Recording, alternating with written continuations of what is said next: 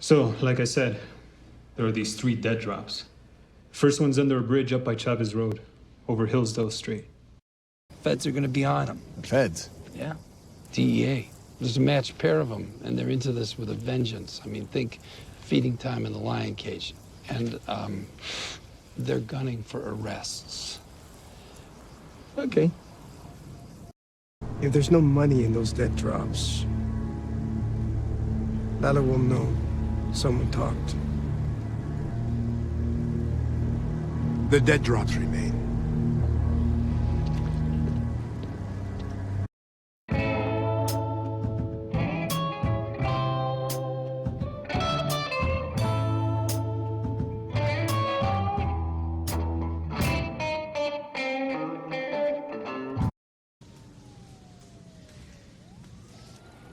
Well, what do you say, Gummy? Let's spelunk. Hey guys, Kiwi here. In this video, we'll be breaking down and discussing the second cameo appearance of Hank and Gomez in Better Call Saul during Better Call Saul Season 5, Episode 4. Hank and Gomez were in 2 episodes during Season 5, and since we've already discussed their Episode 503 appearance in its own video, we'll now be doing the same thing for their Episode 504 appearance. Their arc in Season 5 happens over these 2 episodes, so this is sort of a mini 2-part breakdown. I'll have Part 1 linked on screen as well as in the description, although it's not necessary to have watched Part 1 due to the fact that we'll be jumping right into a quick recap about the entire situation. Probably the less talk, the better. Right. With that being said, warning of spoilers for Breaking Bad and Better Call Saul up to Season 5, and let's jump right into this. Give me the deets. So let's quickly recap the events of Episode 503 going into Episode 504. Just to get the ball rolling. Gus has dead drop locations where his men leave money in certain secret locations for other men to pick it up. It's more safe for dealers to do this to limit the contact between transactions. You know, I really do get what's going on. All the dead drops, bags of cash. You know, maintain separation between dealer and supplier, reduce risk. We've seen Gus use these dead drops since Mike was watching them in Better Call Saul Season 3 in order to find out who Gus even was in the first place, and we still see Gus using dead drops up until his final days in Breaking Bad with Mike and Jesse. So Crazy 8 gets arrested, and instead of killing him, Lalo decides to use this as an opportunity of getting Crazy 8 out of jail to screw over Gus. When Saul meets with Lalo for a second time in Episode 503, Saul implies that their original plan was indeed to set up the police to bust Gus's dead drops. So? Yeah, so it went just like you wanted. Assuming the dead drops are a real thing, feds are gonna be on them. This works, but there are 3 surprising factors that end up happening. First off, the DEA is on the case. Second off, Crazy 8 is now a DEA informant. And third, they're gunning for arrests. If his information leads to arrests. Saul thinks that this is bad since they need to arrest multiple people in order to get Crazy 8 out. Getting one person out but multiple people in seems counterproductive. But since the dead drops are Gus's, technically the DEA is after Gus and not Lalo. So if anyone gets arrested, it'll be Gus's men, not Lalo's. So Lalo's plan is a win-win. Not only does he get Crazy 8 out of jail, but Gus's operation takes a huge hit by having his dead drops busted. Saul knows that since Lalo seems so pleased with everything that they set someone else up. Saul isn't fully aware of Gus's significance at this point, and Nacho tells him not to worry about it. Later that day, Nacho meets with Gus and Tyrus in order to inform them of the events set into motion. If Gus prevents Lalo's plan from happening by moving the dead drops, Lalo will know that someone talked, and Nacho will be found out as a secret agent for Gus. So Gus decides to leave the dead drops along with allowing some of his low-level men to get arrested in order to keep Nacho working for him. Gus purposely takes the hit because of just how valuable of a piece he thinks that Nacho is to his entire plan. Gus would rather lose a bunch of drug money and low-level employees over losing Double Agent Nacho.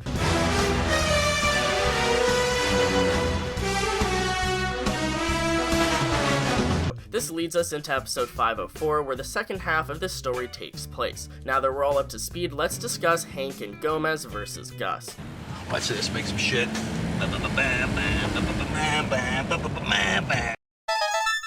So, here we go, Hank and Gomez in Better Call Saul Season 5, Part 2. After getting the information on the dead drops from Crazy 8 and Saul, the next night they do a stakeout on the last dead drop in order to catch them in the act. Hank and Gomez pass the time by making small talk, starting off with Hank saying how it's stupid to keep money in a culvert because if it rains, the flowing water will pick the money up and carry it away. You put a dead drop in a culvert. I mean, rain comes, and your money's on its way to the Rio Grande. A culvert is a structure that allows water to flow under a road, a railroad, a trail, or similar obstruction from one side to the other. Typically embedded so as to be surrounded by soil, a culvert may be made from... Hank continues rambling about how the word culvert is a weird word. And I mean, that's true, right? If you say any given word over and over and over again, it starts to sound weird. Culvert.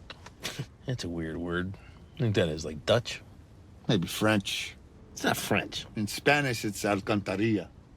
Doesn't come from Spanish. I mean, you ever hear anyone walk around talking about the majestic culverts of Spain?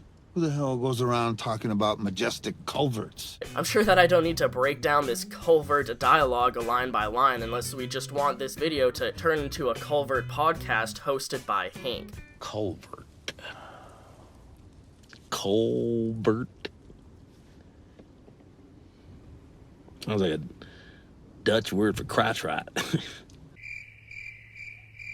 But I will say that every time I say culvert, it makes me want to say covert, as in covert ops. Now this is just some meaningless back and forth between Hank and Gomez, which stays true to their characters. I assume the writers and creators wanted Hank and Gomez to feel as familiar to their original characters as possible, so they threw in some small talk for their cameos. First in 503 when they talked about Marie and expired foods, and now in 504 while they work on their stakeout. What should be simple, meaningless conversation is always worth paying attention to when it comes to Hank and Gomez. Some of the funniest moments in Breaking Bad are because of Hank, not due to the details being important, but just more so for the simple, light-hearted camaraderie between the two. Hey, Byers and Vaca, roll back 30 yards. If I can see he can too. You don't want him to get nervous. I want to keep him nice and relaxed. Like your mom on date night.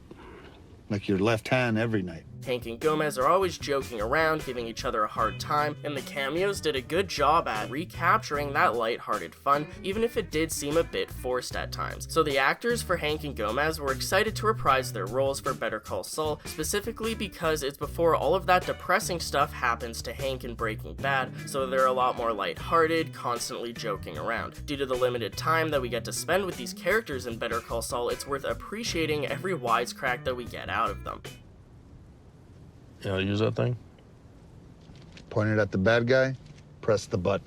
The banter gets broken up by an officer reporting in that the target is moving and on their way. Apparently there's 3 dead drops with Hank and Gomez actually at the 3rd and final one. They think that the target will do the 3rd dead drop as well since they've already been told that the first 2 have happened. Well, one drop left, that's us. You think he'll do all 3? Melena's info's checked out so far. Well, we don't spook the target. I say he rounds 3rd and goes straight for home. The reason why they're at the final dead drop instead of the first is because they want to catch the target in the act of picking up the final one with all of the money. So as their target shows up, Hank watches through binoculars while Gomez takes pictures of him. The target is one of Gus's men, Diego, and we'll talk more about him in a bit, but here we see him slide down the culvert and grab the dead drop from inside a small drain. Right before Diego leaves with the money, he looks around to see if anyone's watching him. Then he stares straight at Hank and Gomez and walks away. Hank and Gomi wonder if they've been made, but Hank says that he thinks they're okay. But then Diego calmly goes to his vehicle, hops in, and suddenly slams on the gas and roars away. And as a side note, keep all this in mind for when we talk more about Diego later on. Shit. You make us?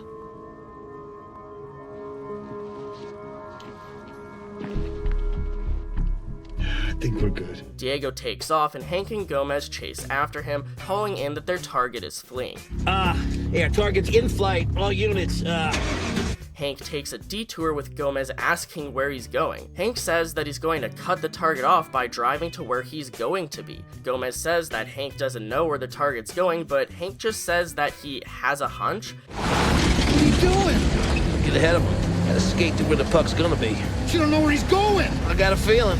But why? Sure enough, Hank and Gomez arrive down the road ahead of Diego, waiting for him as he drives up, but Diego stops a fair distance away. What is this hunch that Hank had? How did he know that Diego would drive this way? It's all badass that he cut him off, sure, but how? Does Hank just know the geography of Albuquerque that well? Considering that Gomi says to Hank that they don't know where Diego is going, I assume that there were multiple different roads and paths for Diego to take to escape, so he just so happened to choose the same road that Hank predicted. Correct me if I'm wrong, but this never gets explained, so feel free to elaborate on this in the comments if I've missed anything.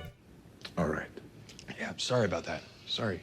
Hank aims his gun at Diego's car while Gomez instructs Diego to come out of the vehicle slowly and show his hands. Diego hesitates to get out of the vehicle, and then when he finally does, he just books it and makes a run for it. Hank and Gomez chase after him, leading them to a sewer tunnel. They both seem understandably unhappy with the idea of chasing a criminal through the shit sewers. It seems like at this point Hank and Gomez look at each other like they know that they've already lost Diego, but they want to be thorough in their investigation, and also they just take a look at each other and decide to dive on in. Dive on in! We then see Diego come out of a different exit to the sewers with Victor in a vehicle waiting for him. Diego tells Victor that he lost them and they drive away. This proves that everything was set up by Gus in regards to Diego's actions. This means that Diego probably knew exactly how to get through the sewer tunnel as quickly as possible, leaving Hank and Gomez lost down there trying to find him. By the time Hank and Gomez stepped foot in the sewers, Diego was already out the other side. Diego ran away on foot. Hank and Gomez chased them in a vehicle. Even though Hank had to back up and turn his vehicle around, Diego shouldn't have been able to make that much of a lead. I get that it's nighttime, but it's not difficult to see a man running away from you in a field, especially if you're in a fast vehicle with really bright headlights. Realistically, shouldn't they have had him in sight when he ran into the sewer tunnels? You think they would have seen him in their headlights as he's trying to run away. They should have been right on Diego's tail, but apparently not. I'm not sure why, but Diego on foot with a 5-second head start easily lost Hank and Gomez chasing him in a vehicle, to the point that Hank and Gomi had to get out and calmly search for where he went. They weren't even aware of the sewer tunnel at first until Gomi found it, prompting them to search it. Look, I know that they needed certain things in the story to happen, that they needed to hit certain beats in order to move the story along. The story needed for Diego to get away and for Hank and Gomez to lose him in the chase, but you think that they could have made it more realistic to the audience and seem less forced. It's also worth mentioning that Hank and Gomez lost Diego off screen.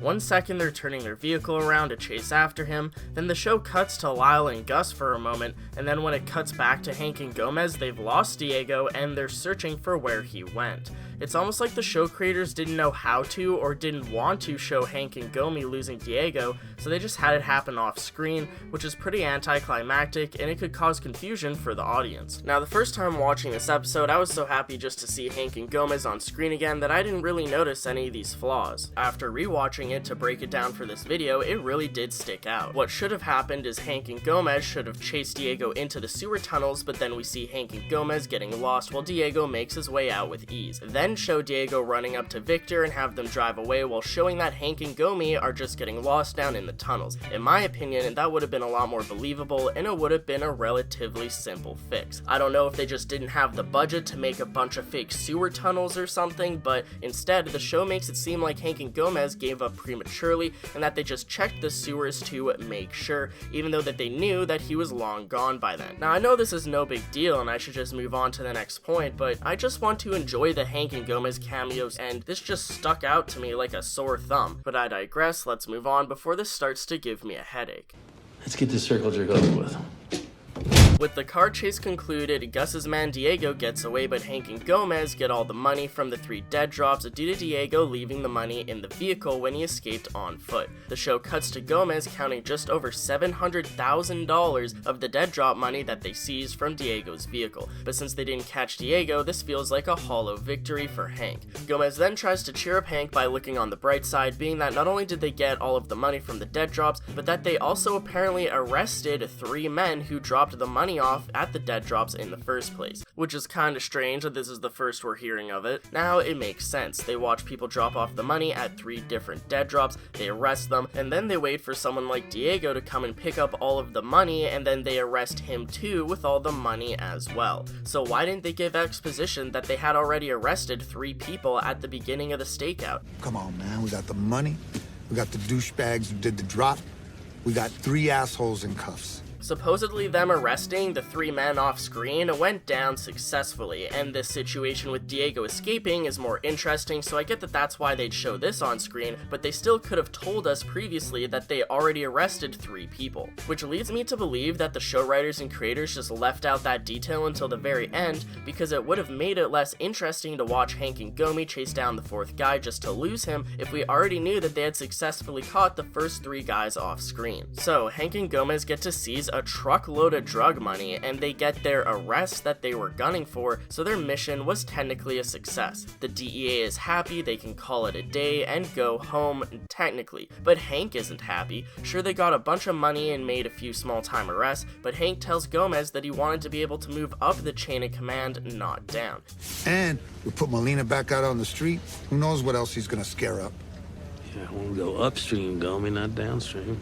Hank is always trying to stand out, prove himself, and be the best agent that he can. Hank was hoping that this would lead to bigger and better things, such as taking down someone like Gus, but instead it led him to a dead end. Hank isn't just disappointed, he also seems to have a gut feeling that something was off. He's probably even onto the fact that he was set up, and he was just playing a part of someone else's plan. In episode 503, Hank realized that Saul and Crazy 8 were trying to con him, so just in the last episode, the writers and creators set up the fact that Hank can tell when he's being played for a fool, and they show this again in episode 504 with Hank feeling unsatisfied at the end of the bust. This is very reminiscent of his character in general throughout Breaking Bad. Hank always knew that something was off, and he knew to trust his gut. Hank is always so close yet so far away from the truth at the same time. That being said, in episode 504, Hank knows when he's reached a dead end and that there's nothing else that he can do in this situation. Also remember that this is pre-Heisenberg, so Hank isn't searching for any sort of famous kingpin in particular at the moment, and he has no clue that Gus Fring is even involved yet. So even though Hank feels like he's being played, he has to let it go because he knows that even if he's right and it was a setup, he's already lost and there's nothing to go off of. The $700,000 in cash, along with the 3 arrests, is a huge win for the DEA, enough to make most of them feel like the job's done. So even though the rare person like Hank wants to possibly push further into it, the vast majority is happy with what they've already done, willing to call it a day. Even though Hank is feeling down, he's still happy and cheerful for his fellow officers. Hank rounds them all up and congratulates them on a successful operation. Alrighty, everybody, circle up, circle up. I just want to thank you all for a successful operation. Great work across the board. APD, hey, you guys are first rate. Hank recaps the accomplishments that they've made, thanks everyone for their work, and to celebrate, he offers everyone out to drinks with first round on him. The one thing that I love about Hank is that even if he feels unhappy due to hitting a dead end, he still hypes up the troops, so to speak.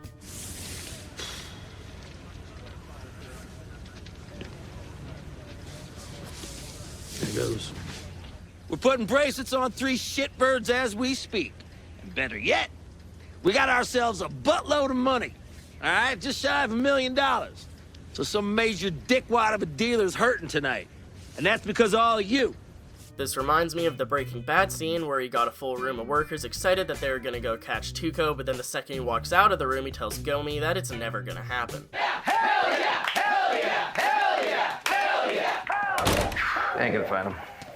Guy's in Mexico by now. Appearances, Gomi.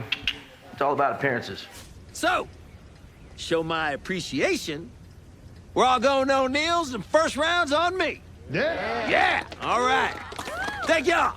This is actually the last that we see of Hank and Gomez in Better Call Saul Season 5. I was hoping to see more of them throughout Season 5 because before Season 5 aired, there were rumors that Hank and Gomez would be season regulars, and then there were rumors that apparently Hank's only going to be in 2 episodes, but Gomi's going to be a season regular. I'm not even too sure where those rumors came from, but yeah, they were in 2 episodes, and it was a done deal. It makes sense that that's all we see of them because they completed their current lead from Crazy 8, and they hit a dead end from the dead drops, and that's it. We know that Hank doesn't catch on to Gus until Breaking Bad, so there's not much for Hank and Gomi to do other than hit dead ends and come close but no cigar. Hank and Gomi can't learn any new information that they wouldn't have already known by the time that Breaking Bad starts, and at that point they're just completely clueless, they don't know anything yet. So it's a shame that we couldn't get Hank and Gomez for the rest of Season 5, but I'm still happy that they were featured as much as they were.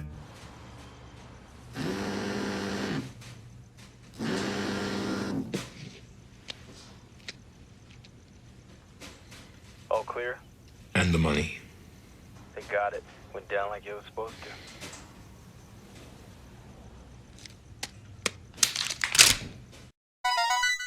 Next up is Gus Fring's side of things. So Gus found out about this entire situation when Nacho told him during a meeting at the end of episode 503. Tyrus was going to move the dead drops, but Nacho reminds them that if the dead drops aren't there for when the DEA raid them, Lalo will know someone talked. Gus, having already realized this himself, tells Tyrus that the dead drops remain where they are. This shows how valuable Nacho is to Gus. Gus doesn't do this because he cares about Nacho, he does this because he needs someone like Nacho to have an advantage over Lalo in the Salamancas. Now I know we already briefly mentioned this during the recap, but I really do feel like it's worth emphasizing on. Nacho is just that important of a chess piece to Gus, so Gus knowingly allows for his dead drops to get confiscated by the DEA, along with allowing multiple of his lower level workers to get arrested. This frustrates Gus, but he knows that he has to take a small hit now in order to accomplish an overall greater victory down the road. Gus is always a forward thinker, always thinking multiple steps ahead of everyone else. Gus is well known for this, which is one of the many reasons why Walt had such difficulties with him during Breaking Bad.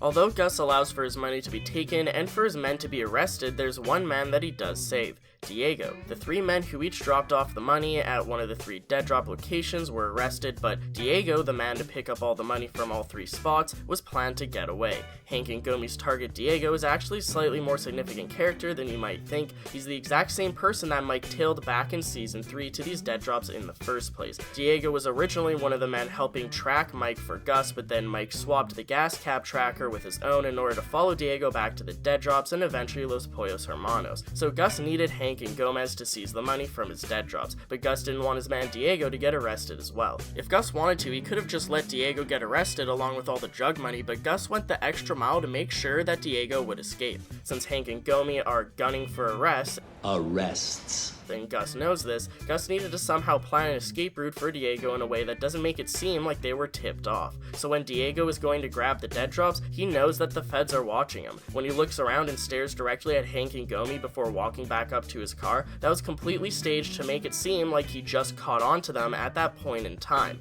Then when Diego speeds away to indicate that he's trying to flee, Hank and Gomi chase after him just as planned. When Diego decides to flee on foot, he must be close enough to the sewer tunnel that he knows he can make it, and he purposely leaves the money behind. Regardless of if Hank and Gomi cut Diego off or not, I believe that Diego had always intended on driving up to the sewer tunnel, ditching the vehicle with the money inside, followed by escaping on foot through the sewer and out the other side to meet Victor, his true getaway vehicle. If you wondered why everything Diego did fell off, this is why. It was all on purpose, it was all part of Gus's plan, and this is also what Gus is so anxiously waiting for while he's sitting in his office at Los Pollos Hermanos tormenting Lyle. Gus is not only waiting to find out that the feds took his dead drop money, he's also waiting to find out if Diego got away successfully and without raising suspicion. So Gus actually did do something to prevent one of his men from being arrested. Gus knew where Hank and Gomez would be waiting, and he must have planned out the entire chase. Gus gave up his drug money, but he saved his employee without making it look like they knew about the bust beforehand. But why did they even bother saving Diego? Maybe Diego could have been the piece of the puzzle that Hank could have gotten another lead off of instead of just being left with a dead end. So it's possible that Gus saved Diego for his own safety. It's also possible that Gus did this in order for the drug bust to seem more believable instead of it being too easy. Gus went through all this trouble to keep Diego from being arrested, but he let the other three men get arrested. It makes sense that Gus would care more about Diego due to how long he's worked for Gus over some low-level dealers. In a future episode, we even hear Gus making orders to either save his men from being arrested or to replace them with low-level dealers.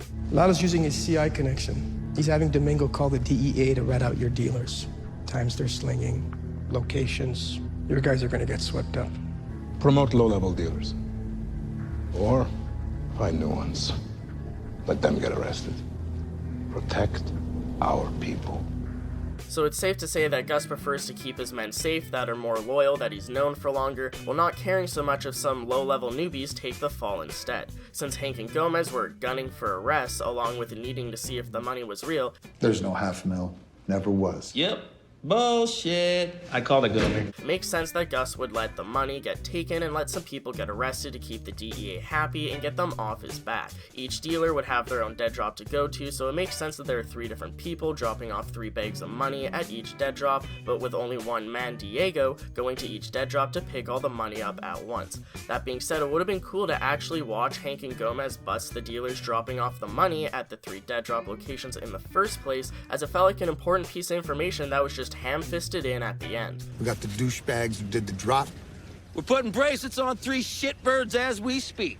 We got 3 assholes in cuffs. Also, I want to emphasize on how much I do love the fact that the dead drop locations with Hank and Gomez are the exact same dead drops that we saw in Season 3 with Mike, even with Diego being the same person both times. And in episode 504, since Hank and Gomez are just waiting at the 3rd and final dead drop, we only see the culvert dead drop in that episode. But in episode 302, when Mike was first tracking Diego back to Los Pollos Hermanos, we actually do see Mike track Diego to all 3 of these dead drop locations. It's a really nice attention to detail, which this show is known for, and it makes sense that Gus would still be using these same spots, so it's a nice touch that strengthens the immersion, especially when you think about Hank and Gomez busting these locations, explaining the reason why we never see Gus use these same spots in Breaking Bad. Because in Breaking Bad, when we see Mike take Jesse out to dead drop locations for Gus, they're completely different spots. Obviously, this is just some reverse engineering taking place, but I really like the way that they did it. Also, as far as Gus goes, one of the main things that the show creators and writers wanted to emphasize is the fact that Gus has emotions and that he's clearly affected by this entire situation. But we wanted to show, hey, does Gus feel? And we know he does. We don't want him to be an automaton.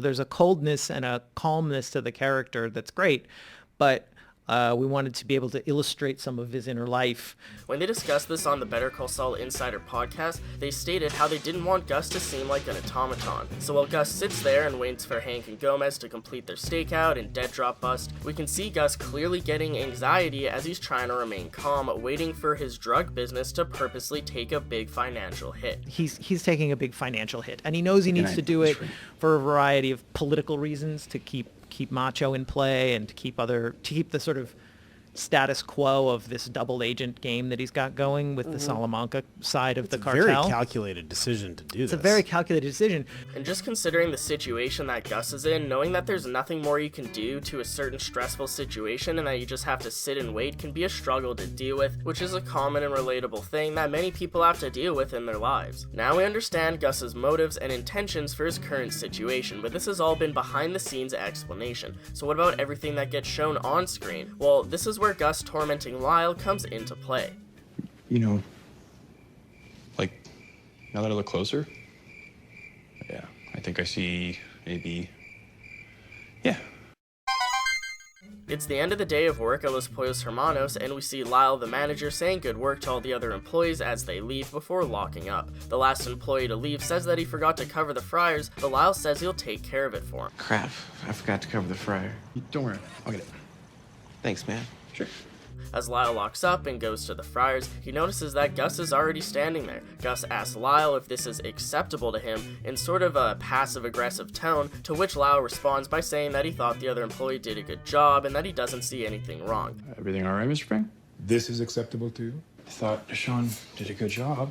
Gus just says, I understand, intimidating Lyle to say that he can clean it again, worried that Gus will be mad or disappointed in him. Lyle doesn't actually see what's wrong with the fryers, but he constantly agrees to clean it over and over again, trying to gain Gus's approval. So the second time that Gus checks on the fryers, he uses reverse psychology by telling Lyle that he can go home, giving him the option, which makes him want to stay and fix the problem. Is it okay, Mr. Fring? You can go home, Lyle. If it's not right, just let me try again. I can get this right for you, sir. Please. If you would like to take another crack at it, then go ahead. The whole time that Gus torments Lyle, it's because he's anxious about the DEA busting his dead drops. The whole time Gus is waiting for a phone call to confirm that everything went down as planned. Okay, cool, so how does that relate to Lyle? It's only after Gus gets his phone call that he tells Lyle that he can leave, that everything's acceptable, proving that the two are related. And the money. They got it. Went down like it was supposed to. Mr. Fring, I was just about to come find you. Thank you, Lyle. You can go home. But you think it's okay? It's clean? It is acceptable. Good night, Mr. Fring. So, why does Gus torment Lyle? Well, there's multiple reasons. First off, it's possible that Gus wanted an alibi in case something went wrong. Gus's alibi could have been that he was supervising his manager clean the kitchen after hours. The second reason is that after Lyle leaves, Gus moves the fryers over just the smallest amount, implying that what bothered him with the fryers the whole time wasn't the fact that it was dirty, it was the fact that everything wasn't placed symmetrically, bothering his OCD. So does that mean that Lyle just cleaned those fryers over and over again for nothing? Well, yes, but for more reasons than just that. If you would like to take another crack at it, then go ahead.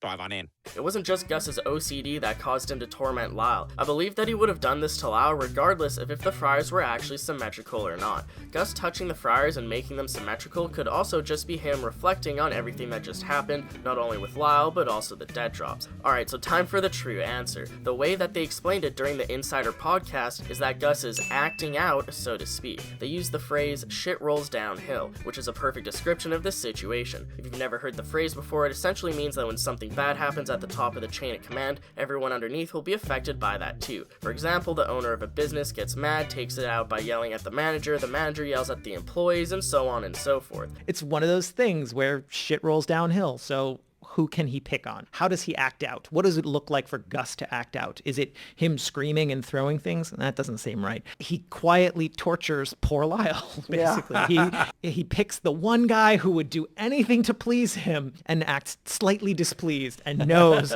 that that's just going to be enough to drive poor Lyle. He'll do whatever it takes to kind of please this person. Gus is taking out his frustration on Lyle, and this is what it looks like to see Gus act out, since normally he's very methodical and such a well-mannered professional. Gus, I don't think gets any necessarily pleasure from torturing him, but I think he still needs to do it. I think it's an acting out. It's like medicating. It's almost a little bit of medicating while this tension is ratcheting up because he's waiting for that phone call to say, yes, everything went off. Gus isn't the type of person to yell or freak out or get angry, at least not in a public or charismatic way. That being said, since Better Call Saul is a prequel, the catch to Gus's character in the prequel is that he is younger, so he's still learning. He isn't as professional as he is in Breaking Bad. When something bad happens, Gus may lash out and show more of a reaction in Better Call Saul than he would during Breaking Bad. And in Better Call Saul, Gus makes mistakes that he wouldn't have in Breaking Bad. Everything is a learning process, and we're currently watching Gus's learning process, and practice makes perfect. Yeah, I suppose you could really overthink something like this. Now that we've discussed Hank and Gomez separately from Gus, let's break down how smashing both scenes together strengthens the effectiveness of this situation along with this episode. The first scene that we have with Gus both begins and ends with Gus sitting down at his desk staring at his phone in front of him. As the show cuts back to Hank and Gomez at the third dead drop, it becomes clear that Gus is waiting for a phone call related to the dead drops. And each time that Gus goes back to his office, the fact that he's waiting for a phone call becomes more and more obvious. First, we just see Gus sit down with the phone on the table in the corner of the screen. The second time, Gus sits down clearly staring at the phone and waiting, with the phone in the center of the screen while menacing music starts to play. The third time, it cuts to a direct shot of the phone, and then it cuts to a direct shot of Gus's face looking down at it. They also show this right after Hank and Gomez wonder if they've been made by Diego, implying that this is all a part of his plan, as we've explained. Not only that, but the fact that the menacing score is playing in the background continues to slowly ramp up the tension, and since the music keeps playing continuously as the show cuts back and forth from Hank and Gomi's situation to Gus and Lyle's situation, the music helps link and connect these two scenes together into one fluid motion. And of course, Dave Porter's score is just awesome. Yeah. And really pulls it all together. I mean, I also love how the music just syncs up perfectly to what's going on screen. For example, how it gets quiet for a moment as Hank and Gomez wait on the road to cut off Diego.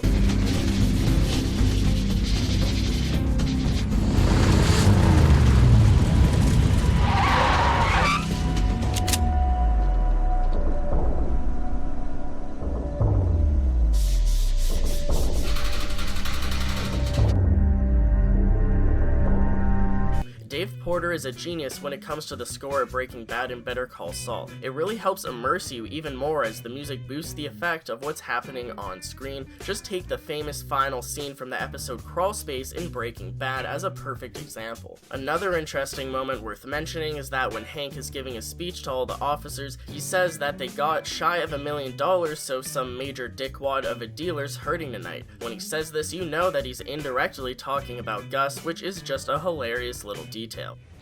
Better yet, we got ourselves a buttload of money, all right? Just shy of $1 million. So some major dickwad of a dealer's hurting tonight. And that's because of all of you.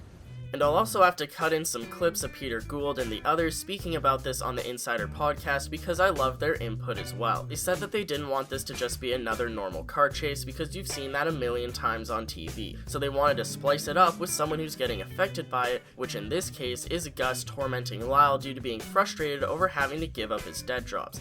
One of the things I love about this scene is that we've all seen a million car chases or SUVs driving fast, but to see it intercut with poor Lyle, somehow it puts the whole thing under the umbrella of Gus Fring, as you're saying, and it makes it feel very original to me. This scene between Hank and Gus was also cut together just in a way because the writers and creators wanted to add more purpose to the second Hank and Gomez cameo, and showing how it directly affects Gus just makes it that much more interesting and important to the story, because realistically just having Hank and Gomi take down some dead drops isn't vital to the story. It's information that could have been simply given to us through dialogue and exposition instead of having an entire scene about this. We knew we wanted to see the kind of takedown of the dead drops, but we were asking, like, why are we seeing this? These are not our main characters. We could deliver that as a line of dialogue to one of our main characters that is impacted by what's happening. So that's when we started saying, okay, well, who's impacted by this? Gus is impacted by this. Since the writers were asking themselves, well, why are we even seeing this? They thought of who it affected the most, which is Gus, so they included Gus in order to make this whole situation feel more necessary. This all relates back to the creators only wanting to show something on screen or have cameo characters if it's necessary to the story.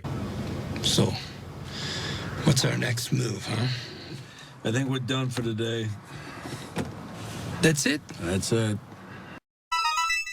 So that's it for Hank and Gomez during Better Call Saul Season 5. Did you enjoy their appearances, and if so, which one did you like more, Episode 503 or Episode 504? Leave any thoughts and opinions down in the comments below. Personally, I prefer 503 cameos way more than 504, especially after all the problems we just discussed for Episode 504 when it comes to Hank's situation with Diego, as far as him magically knowing where to cut Diego off, and Diego on foot being able to run faster than Hank driving his vehicle, along with them not telling us until the end that they had already arrested 3 people beforehand. Now, I'm usually not too critical of this show because, by all means, I'm not a critic, I'm just a fan of the show that loves to do breakdowns and talk about it. I hope you don't mind. I hope I wasn't too mean on this episode in this video and I didn't offend anyone by mentioning what I personally feel are a few flaws. It's just that Better Call Saul and Breaking Bad are such amazing shows that it feels weird to be negative about almost anything.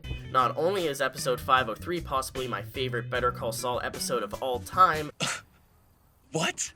And yeah, I just said that. I do enjoy the episode 503, the guy for this, more than episodes 508 Bagman or 509 Bad Choice Road, but all 3 episodes are amazing in general. So don't get me wrong, I love those episodes too. It just chalks up to personal preference. I love how Saul meets Lalo, I love how Saul meets Hank, I just love everything about episode 503. Oh, really?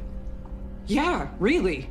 But we also got a lot more out of Hank and Gomi in episode 503 than we do 504. In episode 503, we got to see an amazing Hank and Gomez character reveal, Marie's name gets dropped, we find out the answer to the long-lost mystery of Saul meeting Hank and Gomez for the first time, and we see how Crazy 8 became a DEA informant. But with episode 504, at least in my opinion, it's less interesting in general, even with a car chase involved. I do still enjoy it, or else I wouldn't have talked about it for over a half hour, but I still feel like it's lacking somehow. It's initially a tense scene, but honestly we just see Hank and Gomi take down a few dead drops, something that could have happened off screen. As much as I pretty much want any excuse to get more of Hank and Gomi on screen, this is information that could have just been given to us through exposition, and even the writers and creators realized this. They had to show how it affects Gus just so it would have more point in regards to the story. The ending pretty much just implies that during Better Call Saul, Hank and Gomi would always have to reach a dead end as to not contradict with what they know and don't know going into Breaking Bad, which is probably why we don't see Hank and Gomez more in Better Call Saul. That being said, I've wanted to break down the Hank and Gomez season 5 cameos for a while now,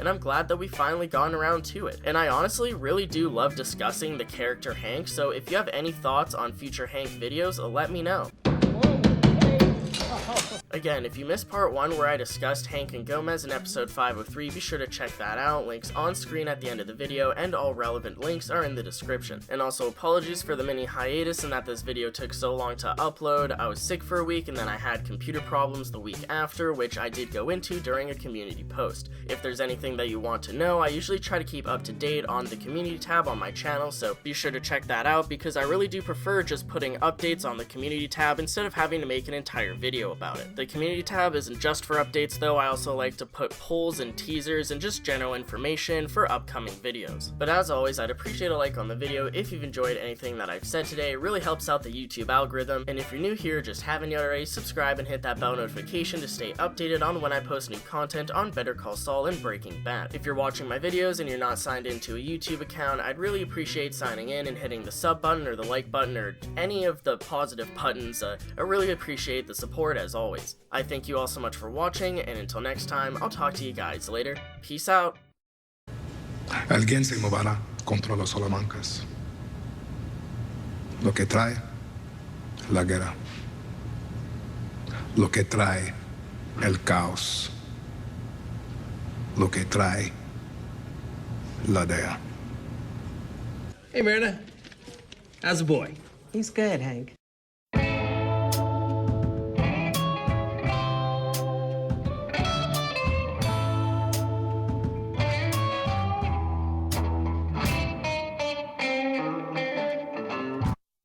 Yeah! All right. Thank y'all.